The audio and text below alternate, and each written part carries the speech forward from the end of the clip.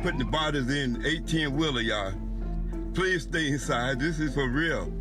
The poorer population are dying more. Some of the wealthier neighborhoods, it's been far more contained and the numbers are much lower than some of the poorer neighborhoods.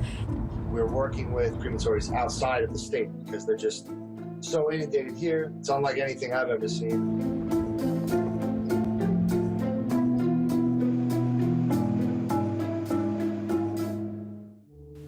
إن وباء كوفيد 19 سيبقى في ذاكرة الناس كواحد من أصعب امتحانات عام 2020.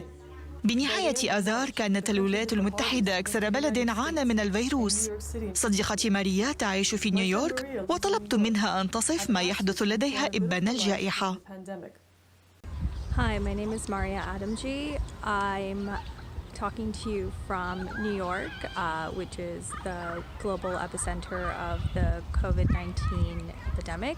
So this is Qasim. This is my 15-month-old son who's playing by himself, as are most of the other kids in the park. Normally there wouldn't be a single patch of grass available to sit on.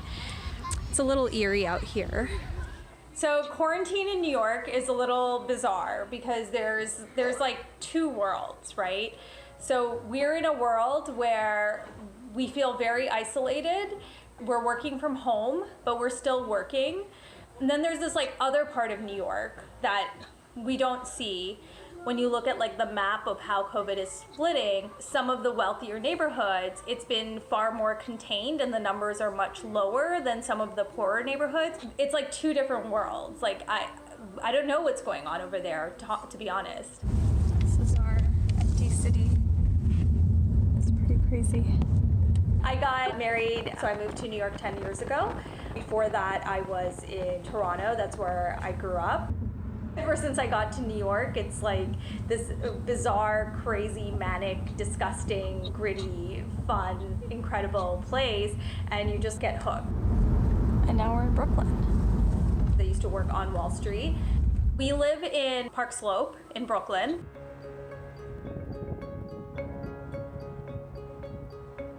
So you go to Brooklyn and you see like $5 million apartments, and one block over there's like a project where like people don't have jobs. They've been impacted badly because there's no hospitals there. We're fortunate that we both work in technology. It's very easy for us to work at home. If you have a blue collar job, you gotta go. And those are very blue collar neighborhoods. Just 2 days ago, a good family friend, he passed away from COVID. He was in his 60s, and his daughter-in-law is a physician who was on the front line. So she brought it home. Everyone got sick, but with mild symptoms, and he got sick enough that he died. We're in a situation where There are frequently patrol people just kind of walking by, making sure that people are keeping their distance. We actually wanted to get out because everywhere else, if you look at the trajectory charts, they've gone up, but they've not like hockey sticked up, right? And in New York, it was like a hockey stick. So we preemptively said, you know what, we should just get out. So in the midst of this planning and talking about it, the US and Canada shut down their borders for 30 days. We're hoping that they'll give people a window to move back and forth. And during that time, we hope to go to Toronto. I think it's much safer in Canada. In the most simplistic way, like healthcare is free. When you're sick, that matters a lot. I'm scared of getting sick. I'm scared of getting my son sick. I'm scared of anyone in my family getting sick. I'm scared of like crime and looting and like people just losing their patience. So I wake up every morning and I'm like, it's a new day. It's going to be great. And then by the end of the day, I'm like, 300 people died today. And I feel like that circle is slowly closing in on where we live. This is for real. This is real. This is right here in Brooklyn. This is right at Brooklyn Hospital. Y'all, this is for real. They putting the bodies in 18-wheeler, y'all. Please stay inside. This is for real. أثناء حديثي مع ماريا قررت أن أستوضح أي أحياء في نيويورك تضررت أكثر من غيرها. وبناء على ما قالت رأيت أن الحديث يدور في الغالب عن الأحياء الفقيرة. We're outside the funeral parlor, which is on the way to school, and there's 2 U-Haul trucks moving bodies. I've tracked the death rate in the city. The city usually has been doing about 147 deaths per day, and now we're having day after day of 700 or 800, per day, just from the virus. That's why we're so inundated.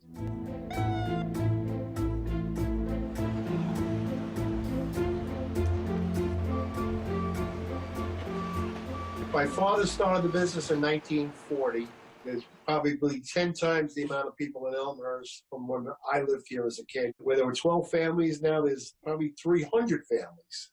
With no consequence of the sewers, the schools, the parking, the garbage. And there's a number of hospitals that have closed down over the years. So it's just made it more difficult for one hospital to cover the area that 10 did. Elmhurst became the focal point because right in the beginning, they had 13 deaths in one day.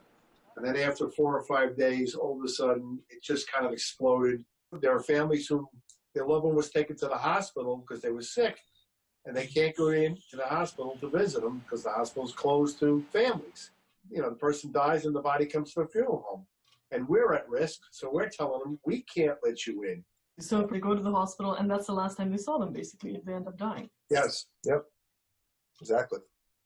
I do take photos for folks. I mean, I've had a few people begging me. I don't like the liability aspect of it per se, but I feel for these folks. The crematories are not letting anybody in. They don't even let the funeral home in. The cemeteries will let anywhere from like 2 to 3 people in, but you have to stay in your car and watch the burial from there. It's so quick that it kind of leaves them numb or hollow, just like what just happened, He said 3rd row, I heard him say. So they've got at least 3 rows, and it's high. We're working with crematories outside of the state because they're just so inundated here that you can't get a cremation booked until the end of the month. Part of the problem is the city and the hospitals are telling folks that they have 3 or 6 days to move their loved ones before they go for city burial. It's unlike anything I've ever seen, and I don't think my father ever seen anything quite like this. No, never.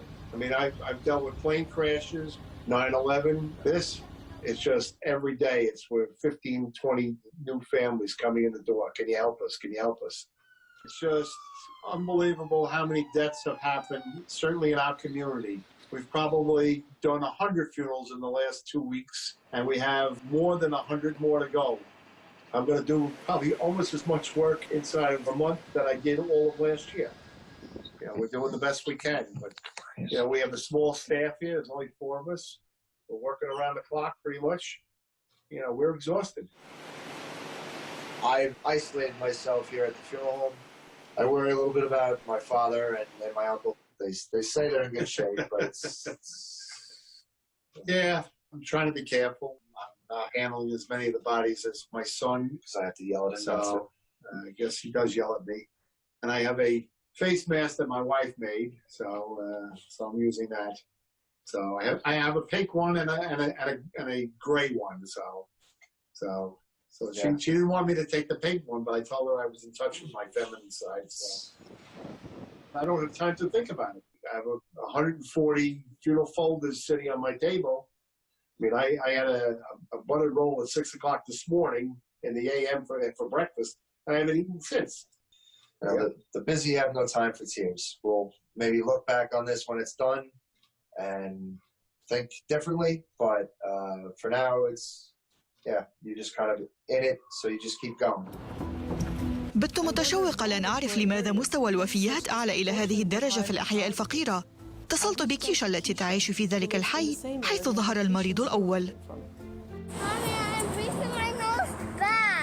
You're breathing your nose back. It's hard for you to breathe with it on. Move up. Go over. Take it off. Go. You have to put it on. She has her mask on. Yes, she does. We all have our mask on. I live in Mount Vernon, New York, which is considered one of the poorer areas of Westchester. And Westchester made the news because the lawyer in New Rochelle, being known as Patient Zero, took Metro North to Manhattan, and that's how it started spreading in New York. This is the line at Target.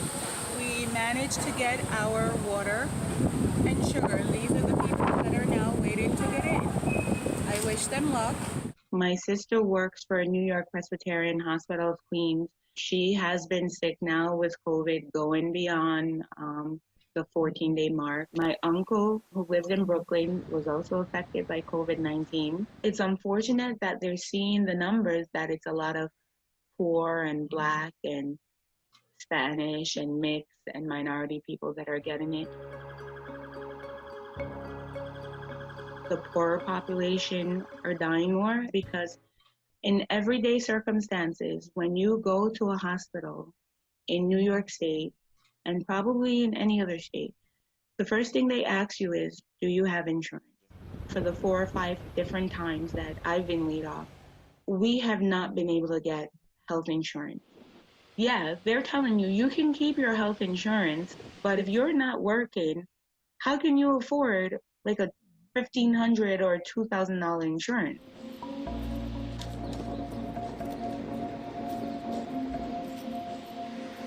They don't take your case seriously when you don't have insurance, because at the end of the day, the hospitals look at how are they going to get paid. Countries with universal health care probably look at treating people on a more preventative level, which is a lower payout to the hospitals. They evaluate based on the population how many hospitals should be there. Not in the US, it's focused on money. We have one hospital, Montefiore Mount Vernon Hospital, and from last year, they have been fighting to shut it down. They feel that it's not making enough money, so therefore it's not needed. Although that's the only hospital in Mount Vernon, a very overpopulated, poor area. I definitely do think that because the hospitals are for-profit, they are in the areas that give them more income.